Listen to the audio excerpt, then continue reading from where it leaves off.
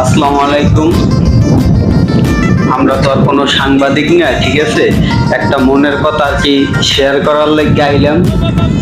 আমরা এরমের লক্ষ লক্ষ প্রবাসী আছি যারা ছোট ছোট 1 বছর 2 বছর 5 বছরের বাচ্চা দেশে থুই আইছে, হাজার হাজার প্রবাসীরা আছে।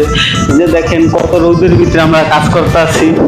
আমগো বাচ্চা কাচ্চার দিকে কে খেয়াল রাখবো? আমগো দেশে সরকারের যে নিয়ম করছে, এই দেখলাম কয়দিন আগে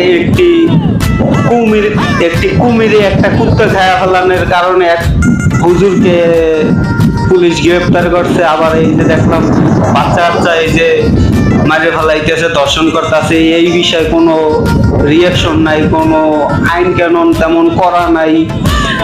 আবার এই যে আমাদের যে শিক্ষামন্ত্রী আছে, শিক্ষামন্ত্রী হয়েছে একটা ফানি টাইপের। আরে কি কি কারণে যে শিক্ষামন্ত্রী বানাইছে এরই তো বোঝা বড় দায়।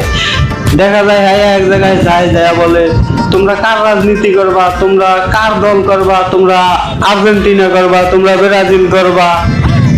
তার ছাত্রছাত্রীরা এরকমের অবহেলিত, নির্যাতিত, এই বিষয়ে তার কোনো ই নাই। এ বলে জামার রহমানের রাজনীতি করবা, তোমরা আর্জেন্টিনা না ব্রাজিল করবা। আরে কিভাবে যে হ্যাঁ শিক্ষামন্ত্রী বানাইছে আমরা এই বুঝতে পারতাছি না। কিন্তু আমরা প্রবাসীরা খুব টেনশনে চিন্তিত থাকি, আমরা দূরে থাকি, নানান রকমের চিন্তাযুক্ত থাকি। আমরা যদি দেশে যদি আইন কানুন যদি ভালো ঠিকঠাক মতন হইতো, তাইলে হয়তো এই বাচ্চাগুলি আর এইরকমের নির্যাতিত হইতো না, মানুষ সংসারের অশান্তি হইতো না। তাও যদি আমাদের ভিডিওটি ভালো লাগে সবাই শেয়ার করে দিবেন, এই আপনাদের কাছে আশা করি।